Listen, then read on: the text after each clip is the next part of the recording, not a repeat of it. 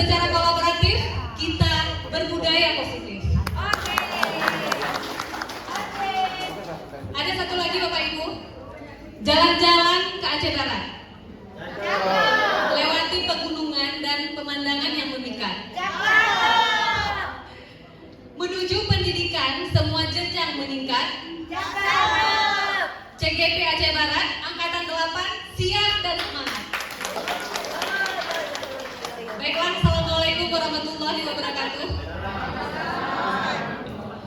First of all, I'd like to praise Allah for giving us opportunity and giving us help, so that we still have chance, we still have ability to attend this special event.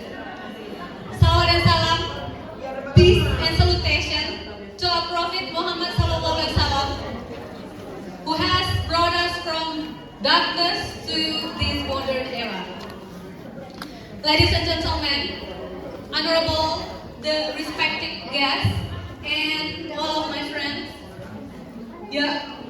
today, I'd like to present one of my best practice, which is this is as a part of the process of implementing the knowledge that we have gained through this program. This best practice is related to differentiated learning and social emotional learning. Jadi, Bapak Ibu sekalian, aksi nyata saya hari ini, best practice saya hari ini berkaitan dengan pembelajaran berdiferensiasi dan pembelajaran sosial emosional. Well, ladies and gentlemen, first of all, let's have a look at the definition of differentiated learning. Jadi pertama sekali kita lihat dulu apa pengertian dari pembelajaran berdiferensiasi. Apa itu pembelajaran berdiferensiasi? Pastinya kita semua sudah tidak asing lagi dengan pembelajaran ini. Ya, ini adalah pembelajaran yang diupayakan untuk memenuhi kebutuhan murid yang secara alamiah terlahir yang membawa kodrat yang berbeda. Bapak Ibu sekalian, murid atau anak-anak membawa potensi ketika dia dilahirkan, dan tugas kita sebagai guru adalah untuk menuntun segala kodrat yang ada pada anak sehingga nantinya bisa mencapai potensi yang lebih optimal. Bapak dan Ibu sekalian, inilah konsep dari pembelajaran berdiferensiasi. Baiklah, saya mulai presentasi saya. Pertama sekali saya ingin mengucapkan terima kasih kepada Bapak Pengajar Praktik, Bapak Syawaludin dan Ibu Rizky Rahmawati, dan kebetulan di sini juga ada Bapak Kepala Sekolah SMA Negeri 4 Wirabangsa, yang saya adalah salah seorang guru di SMA Negeri 4 Wirabangsa, Bapak Sumardi. Terima kasih sudah menghadiri acara ini. Kemudian ini adalah judul dari aksi nyata saya. My best practice is about differentiated learning and social emotional learning. The title of my best practice is personal. Jadi inilah judulnya, personal, yang merupakan akronim dari pembelajaran berdiferensiasi dengan mengintegrasikan pembelajaran sosial emosional. Ini adalah salah satu best practice saya pada kelas 12 SMA Negeri 4 Wirabangsa Melabu. Bapak dan Ibu sekalian, ini adalah hal yang sangat utama sekali, yang memang inilah konsep dasar dalam pendidikan kita saat ini, yang sangat dianjurkan oleh pemerintah agar kita semua bisa memberikan pendidikan berdiferensiasi kepada anak didik kita. Apa alasannya? Bapak dan Ibu sekalian, kenapa pentingnya pembelajaran berdiferensiasi? Jadi Bapak dan Ibu, saya ajak Bapak dan Ibu untuk melihat ataupun menganalisis satu contoh yang memang kita ambil. Ini adalah contoh pada kita katakan saja ini adalah sebuah kelas hewan misalnya. Ada kambing dan juga ada burung. Jika pada kelas tersebut diberi tindakan yang sama, yaitu untuk meningkatkan kompetensi terbang, maka bisa kita bayangkan yang mencapai nilai tertinggi walaupun tanpa usaha yang keras itu adalah burung. Sedangkan kerbau ataupun sapi, meskipun sudah berusaha semaksimal mungkin, maka bisa dipastikan pembelajarannya akan gagal. Oleh karena itu, jika fenomena ini tidak kita inginkan terjadi di anak murid kita, maka mulai sekarang mari kita lakukan pembelajaran yang tepat yang sesuai dengan kebutuhan mereka. Bapak dan Ibu sekalian, mengapa pentingnya pembelajaran berdiferensi? Agar pembelajaran berdiferensi ini bisa memenuhi kebutuhan murid yang memiliki karakter yang berbeda. Dan juga setiap murid memiliki minat dan bakat yang berbeda. Kemudian murid memiliki profil belajar yang berbeda serta kesiapan belajar yang berbeda. Nah, ini tujuan pembelajaran berdiferensiasi yaitu menciptakan kesetaraan belajar. Jadi tidak ada gap antara yang memiliki kesiapan belajar tinggi dengan kesiapan belajar rendah. Tidak ada gap bagi yang memang memiliki minat di suatu bidang dengan yang memiliki minat yang berbeda. Jadi pembelajaran kita sesuaikan. Apakah itu harus disesuaikan? Misal dalam satu kelas itu ada 32 siswa. Apakah metode kita 32 macam? Jawabannya tentu bukan demikian. Jadi yang kita analisis adalah 3 aspek utama dari kebutuhan siswa, yaitu yang pertama, kesiapan belajar murid, minat murid, dan juga profil belajar murid. Bapak dan Ibu sekalian, so now let's take a look at how these learning should be implemented. So there is 3 strategies. Ada 3 strategi dalam pembelajaran. Ada pembelajaran diferensiasi, yaitu yang pertama diferensiasi konten, kedua diferensiasi proses, dan diferensiasi produk. Di diferensiasi konten, kita sebagai pendidik harus menyiapkan konten yang berbeda yang kita rancang yang didasarkan pada 3 kebutuhan dasar tadi, yaitu kesiapan belajar or student readiness, profil belajar or student learning profile, dan juga minat murid or student interest. Kemudian, and now let's turn to social and emotional learning, pembelajaran sosial emosional. Bapak dan Ibu sekalian, ini adalah salah satu pembelajaran yang penting. Kenapa? Karena pembelajaran yang hanya mengedepankan pencapaian kognitif saja, itu artinya adalah bukanlah pembelajaran sama sekali. Jadi harus ada keseimbangan antara kognitif dan juga karakter. So there should be balance between head, heart, and hand. Jadi harus ada keseimbangan antara ketiga faktor tersebut sehingga nantinya murid kita dan kita juga bisa mencapai keselamatan dan kebahagiaan setinggi-tingginya. Apa itu pembelajaran sosial emosional? Pembelajaran sosial emosional ini adalah pembelajaran yang kita lakukan untuk meningkatkan kompetensi sosial dan emosional. Jadi kompetensi yang sangat dibutuhkan dalam meraih dan upaya untuk meraih kesuksesan di masa yang akan datang. So there's not only intelligence question that helps you to have success in the future, but also there are emotional questions that also one of important thing that lead you to success in the future. Jadi Bapak dan Ibu sekalian, ada 5 kompetensi dalam kompetensi sosial dan emosional ini, yaitu kesadaran diri, atau self awareness, kemudian pengelolaan diri, self management, kemudian kesadaran sosial, social awareness, dan kemampuan berrelasi, relationship skill, dan pengambilan keputusan yang bertanggung jawab, responsible decision making. Jadi kelima kompetensi ini harus kita miliki agar proses pendidikan ke depan bisa mencapai hasil yang maksimal. Nah, Bapak dan Ibu sekalian, aksi nyata yang saya terapkan itu memiliki latar belakang yang pertama, sesuai dengan prinsip pendidikan menurut Ki Hajar Dewantara bahwa pendidikan itu adalah proses menuntun segala kodrat yang ada pada anak. Kemudian, ketika saya menganalisis hasil belajar siswa masih rendah pada pemahaman konsep text caption, dan kemudian kompetensi sosial emosional siswa juga masih perlu peningkatan. Itu merupakan latar belakang kenapa saya melaksanakan aksi nyata ini. So now please take a look at how to implement this learning. the differentiated learning. Jadi ada langkah-langkah pembelajaran berdiferensiasi. Yang pertama kita menetapkan tujuan pembelajaran terlebih dahulu. Kemudian setelah tujuan pembelajaran kita tetapkan, kita melakukan pemetaan kebutuhan belajar murid.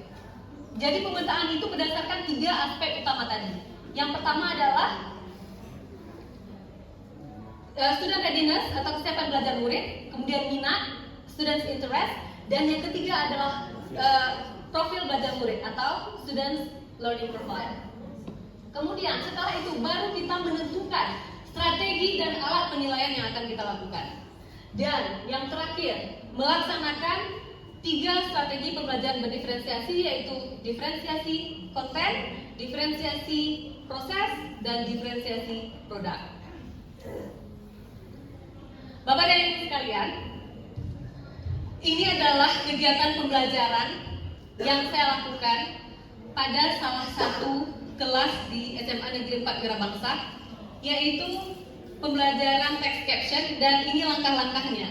Yang pertama, seperti biasa, guru menyapa murid, mengecek kehadiran dan berdoa bersama.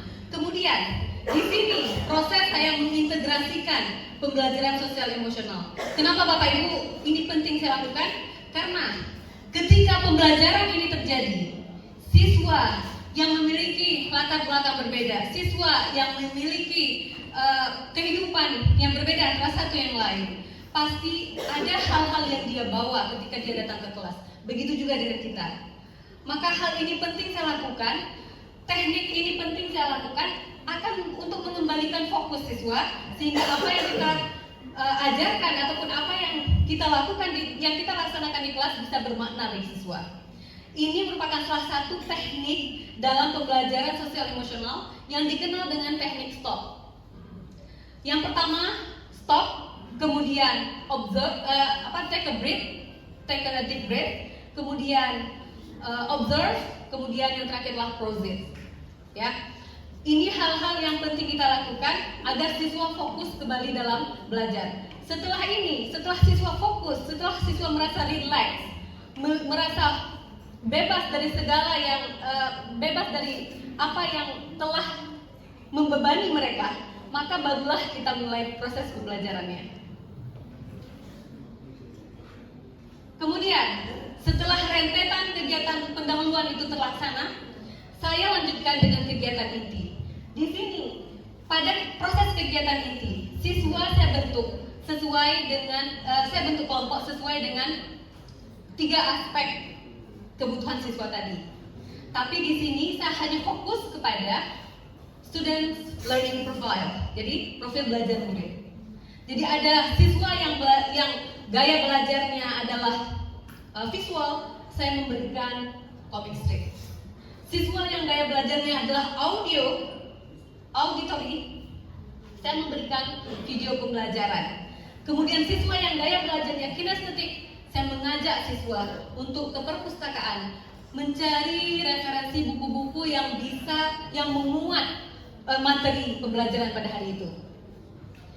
Kemudian setelah itu apa yang saya lakukan adalah mengajak murid untuk kembali. Di sini saya integrasikan pembelajaran sosial emosional lagi. Ketika murid melakukan kerja kelompok, jadi di situ saya menghimbau dan saya mengarahkan murid agar proses pelaksanaan pekerjaan kelompok itu dilaksanakan dengan diskusi yang positif. Mereka saling menghargai, saling memberikan masukan yang membangun. Nah, ini adalah salah satu kompetensi dari sosial emosional yang ingin saya tingkatkan, yaitu kompetensi berelasi. Bapak dan Ibu sekalian, di kompetensi kemampuan berelasi ini hal utama yang paling menentukan keberhasilannya adalah teknik komunikasi. Teknik komunikasi seperti contoh, ada salah satu teknik komunikasi yang bisa kita jelaskan ke anak-anak, yaitu iMessage. Apa itu iMessage? Jadi kita harus mengarahkan anak-anak untuk lebih sering melakukan iMessage ketika dia merasa ada masalah daripada U-message. Apa itu iMessage? Oke, saya berikan contoh Bapak Ibu. iMessage itu adalah teknik komunikasi yang kita fokusnya kepada diri kita sendiri. Fokus kepada diri kita sendiri. Misal, ada teman sejawat yang menyebabkan kekecewaan bagi kita. Ada hal-hal yang dilakukan menyebabkan kita kecewa. Kemudian apa yang kita sampaikan dengan menggunakan iMessage? Saya sedih ya, saya sedih ya karena apa yang kamu lakukan ini begini. Saya merasa saya tidak bisa lagi meneruskan ini karena apa yang saya harapkan dari kamu tadi sudah tidak berjalan. Saya seperti itu. Saya berikan contoh satu lagi Bapak Ibu, U-Message. Nanti Bapak Ibu bisa membandingkan. U-Message. Ketika kita mengimplementasikan U-Message, maka akan seperti ini kejadiannya. Kamu selalu gitu, kamu selalu datang terlambat. Itu yang U-Message, fokusnya ke orang lain. Nah Bapak dan Ibu, bisa kita lihat perbedaan antara keduanya. Di sini adalah ketika memang kita merasa kita di posisi yang paling down, kita merasa kita dikecewakan, tapi kita masih bisa mengontrol diri, masih bisa mengontrol komunikasi kita sehingga kemampuan berelasi kita menjadi tetap positif. Bapak dan Ibu sekalian, langkah selanjutnya adalah siswa mengkomunikasikan pemahaman mereka kepada seluruh warga kelasnya. Dan ini penting. Ini adalah salah satu langkah penting dalam proses pembelajaran untuk melihat sejauh mana pemahaman siswa terkait dengan pembelajaran tersebut. Kemudian Bapak dan Ibu sekalian, kegiatan ini yang terakhir adalah siswa diminta untuk memilih produk yang sesuai dengan minat masing-masing. Jadi siswa yang memang minat dalam bidang olahraga, dia bisa membuat text caption terkait dengan olahraga. Yang berminat musik bisa membuat text caption yang berhubungan dengan musik. Jadi kita berikan kebebasan kepada murid untuk melakukan mengerjakan produk sesuai dengan minatnya. Bapak dan Ibu sekalian, kegiatan penutup ini bukannya kegiatan yang tidak penting. Ini juga sama pentingnya dengan kegiatan yang tadi. Di kegiatan penutup, karena pembelajaran kita ini adalah kita sesuaikan dengan kodrat zamannya murid, maka saya mengajak anak-anak, karena saya yakin di era digital ini, ya bisa dikatakan ini adalah eranya kita mengajar pada generasi Z, ya generasi yang memang tidak bisa dipisahkan dari dunia digital. Jadi saya mengajak siswa untuk bermain game yang namanya adalah game Kahoot. Jadi game Kahoot ini Bapak Ibu, di sini ketika kita berpartisipasi, ini adalah sebuah game interaktif. Ya, ketika berpartisipasi itu kita bisa terhubung langsung dengan semua partisipan yang memang mengikuti game tersebut. Dan nanti ini seperti sebuah game, ada kompetisi di sini, nilainya langsung keluar. Mungkin Bapak Ibu sudah pernah melihat game Kahoot ya. Dan ini merupakan salah satu penyemangat murid. Dan gak hanya penyemangat, tetapi ini juga salah satu upaya saya untuk menegaskan kembali materi yang telah saya berikan pada pertemuan tersebut. Jadi melalui game tersebut, materi yang inti yang memang harus mereka dapatkan bisa terserap dengan mudah. Bapak dan Ibu sekalian, akhirnya saya menutup dengan berdoa dan juga mengucapkan salam. Demikianlah presentasi saya terkait dengan salah satu aksi nyata saya berhubungan dengan pembelajaran berdiferensiasi dengan mengintegrasikan pembelajaran sosial emosional. Ya, terima kasih. Assalamualaikum warahmatullahi wabarakatuh. Salam warahmatullahi wabarakatuh. Terima kasih kepada Ibu Lydia. Bapak Ibu semua, ini yang telah ditampilkan tadi adalah sedikit dari materi yang beliau dapatkan di dalam proses pendidikan guru penggerak. Di guru penggerak itu ada 3 modul, dengan submodul kurang lebih ada 10. Dan berdiferensiasi dan PSE itu bagian kecil. Maka oleh karena itu barangkali ada yang ingin ditanyakan. Ada peluang Bapak Ibu untuk memberikan masukan, saran, kritikan. Sebelum nanti Bapak Ibu itu di dinding itu ada proses penilaian, evaluasi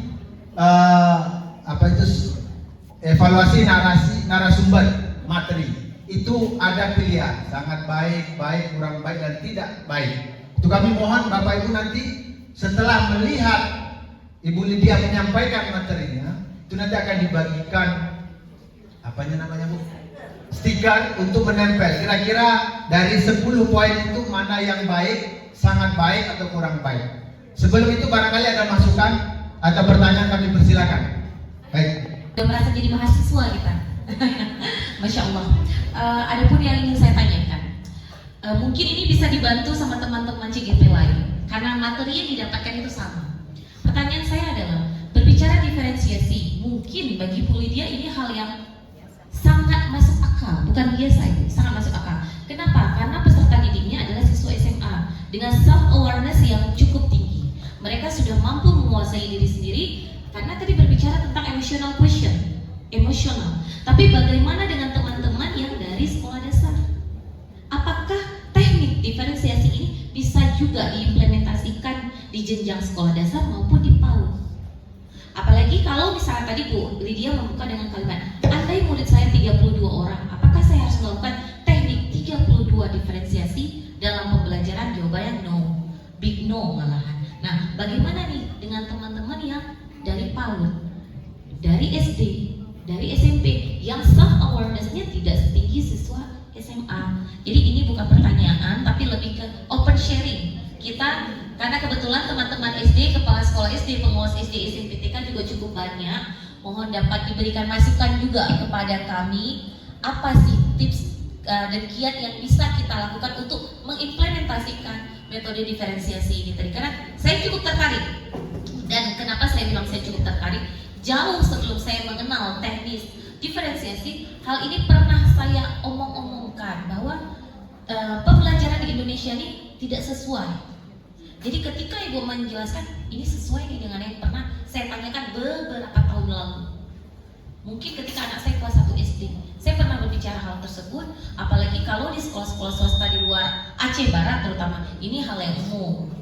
Contoh kayak TK-TK swasta di Banda Aceh juga udah banyak. Tapi sedangkan sumber daya kita di Aceh Barat ini kan belum tentu mampu melaksanakan itu. Jadi mohon Bu Lydia dapat membantu memaparkan, juga mungkin nanti bisa jadi pembelajaran bagi teman-teman dari PAUD, SD, dan SMP. Terima kasih Bu Lydia. Luar biasa ya, karena memang kita di sini semua jenjang ya Bu ya. Oke, Bapak dan Ibu, ini saya coba jawab, tapi nanti saya mohon kepada teman-teman yang lain juga memberikan tambahan ya atas apa yang ditanyakan oleh Bu Dara tadi. Jadi menurut saya Bu Dara, hal utama yang memang akar dalam pembelajaran berdiferensiasi itulah penilaian, assessment ya. Jadi kita dikenalkan dengan yang namanya assessment awal. Assessment awal itulah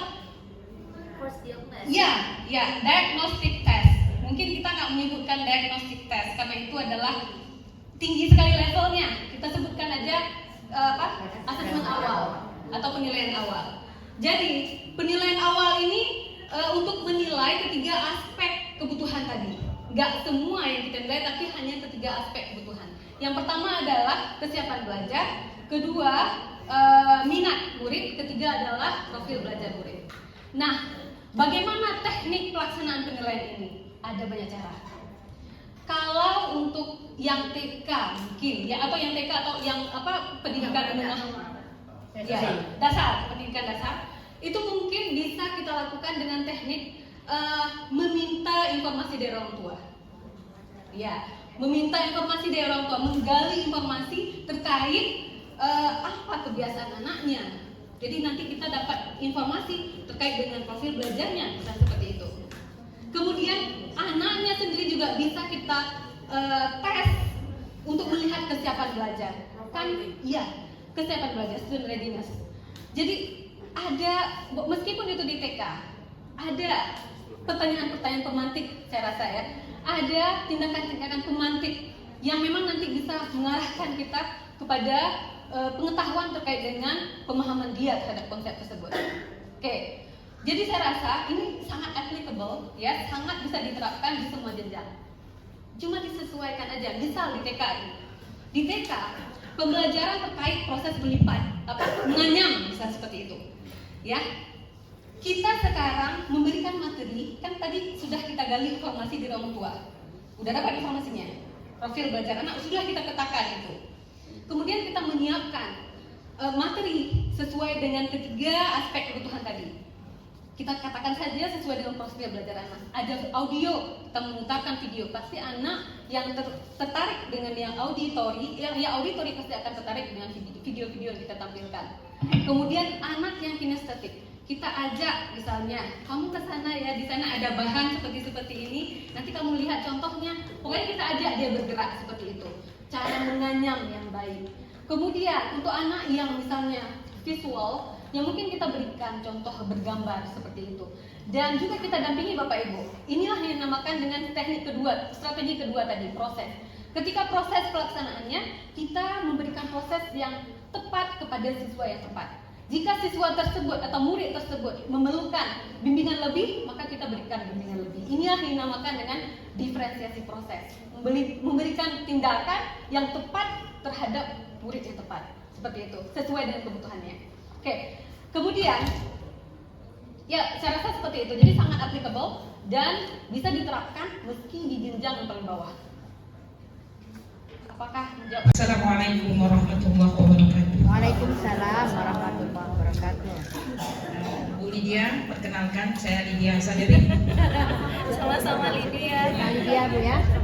Iya, Kepala SDIT Teguh Umar Lampung. Kebetulan sebelum menjadi Kepala SDIT, saya Kepala TKIP. Jadi kedua sekolah sudah pernah kita menjadi kepala sekolah, alhamdulillah. Jadi dari pengalaman kita sebelum kurikulum Merdeka ini ada, pembelajaran seperti ini sudah kita lakukan. Ya, karena anak-anak TK ini Bu, selain mendapatkan informasi daripada orang tua, ibu guru bisa mengamati, mengobservasi ketika anak-anak baru itu yang suka bergerak itu pasti kinestetik, yang suka mengamati itu pasti dia visualnya bekerja, yang suka menggambar fokus itu pasti kognitifnya bagus dan perkembangannya baik. Jadi untuk SMA, kemudian untuk SMP, SD, apalagi TK ini sangat perlu. Makanya modul ajar guru itu harus mengkoordinir semua anak ini. Karena kalau tidak, kalau metode ceramah terus itu sudah tidak relevan lagi untuk saat ini. Jadi kami mengharapkan kepada semua kita untuk melakukan model pembelajaran yang beragam sehingga tercover semua bakat dan minat anak-anak kita, sehingga kita tidak zalim terhadap bakat minat yang sudah diberikan oleh Allah kepada anak-anak kita. Kami kira itu tambahan dari kami. Wassalamualaikum warahmatullahi wabarakatuh. Bismillahirrahmanirrahim. Assalamualaikum warahmatullahi wabarakatuh. Rabbi shrah li sadri wa yassir li amri wahlul 'uqdatam min lisani yafqahu qawli. Perkenalkan, nama saya Isyrahli, pengawas SDIT Teguh Umar untuk saat ini, yang kebetulan calon guru penggeraknya Ibu Yunita ya. Terkait dengan pertanyaan Bu Dara tadi, kami bahkan sudah melakukan supervisi ke sekolah dan meminta modul ajar yang sudah dibuat oleh Bu Yunita, dan beliau sudah mengirimkan ke saya itu RPP berdiferensiasi. Bahkan punya beliau pernah saya berikan untuk teman-teman yang lain. Artinya ketika saya memberikan materi dalam pelatihan, saya sampaikan ini loh contoh pembelajaran berdiferensiasi untuk tingkat SD. Ya, jadi benar sekali yang dijawab oleh Bu Lydia Satri tadi. Proses pembelajaran berdiferensiasi ini bisa diterapkan di semua jenjang.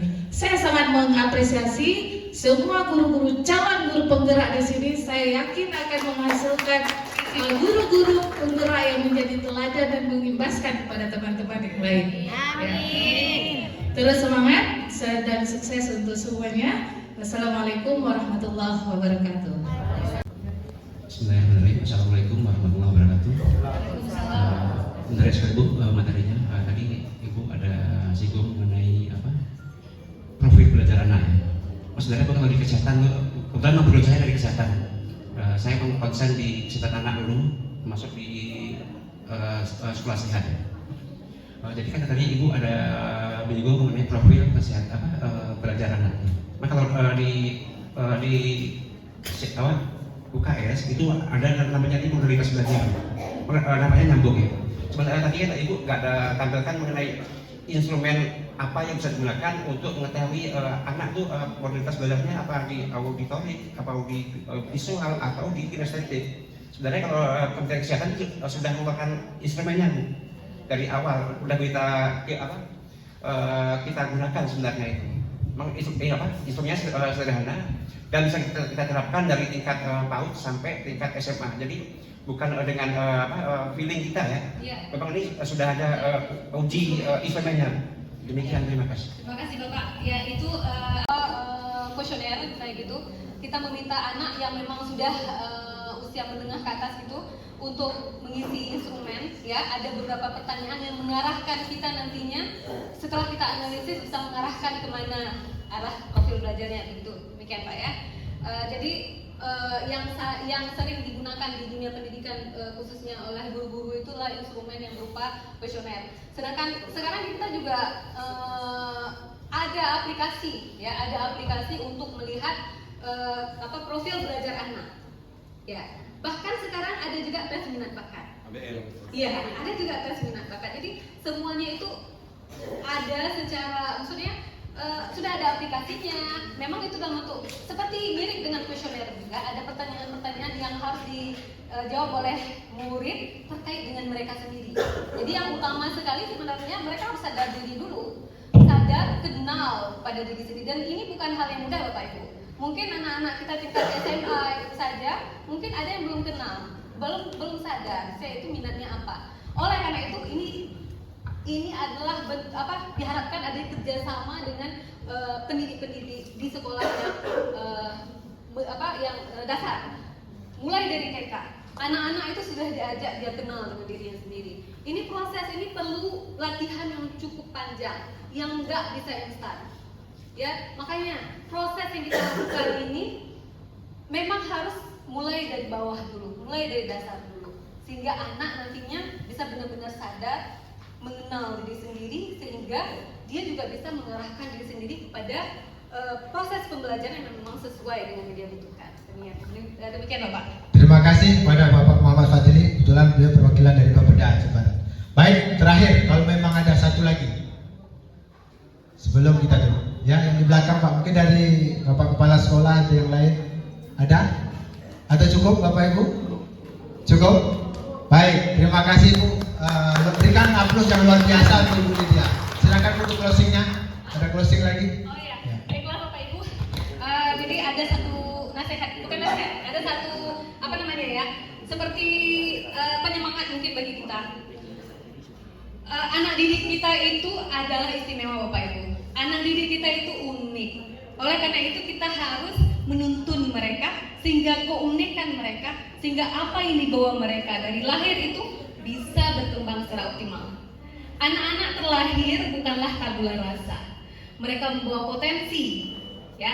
Jadi dengan kesadaran kita, dengan proses pendekatan kita terhadap anak yang dapat mengenali anak secara baik, sehingga nanti bisa menerapkan pembelajaran yang memang bermakna bagi anak, yang sesuai dengan kebutuhan anak, sehingga bisa membimbing anak untuk meraih kebahagiaan dan keselamatan setinggi-tingginya. Terima kasih Bapak Ibu. Assalamualaikum warahmatullahi wabarakatuh. Assalamualaikum warahmatullahi wabarakatuh. Terima kasih atas yang luar biasa itu Bu Lydia yang telah mewakili seluruh CGP. Selanjutnya kami mohon Bu Davi kita terkait dengan tujuan materi jelas tercapai sebagainya. Silakan. Mohon ya Ibu Israeli, mohon ditompel yang mana Bu? Kira-kira tujuan materi jelas dan tercapai sangat baik atau baik ditempel di mana? Ya di situ. Kalau sangat baik silakan ditempel di sangat baik. Kalau baik silakan ditempel di baik. Semua itu Bu, ada beberapa itu. Mohon diberikan semuanya ya. Ya. Ya luar biasa. Terima kasih, silakan. Ya silakan Ibu. Ibu itu ada 10 Bu Israeli. Ada 10 itu ya. Nah, silakan dinilai Bu. Materi bermanfaat bagi Anda, kira-kira bermanfaat atau tidak? Ya, kemudian materi dapat dipahami dengan mudah atau tidak. Metode penyampaian sesuai dengan tujuan, penilaian umum terhadap materi. Silakan Bapak, mohon ini ya diberikan penilaian untuk CGP kita memberikan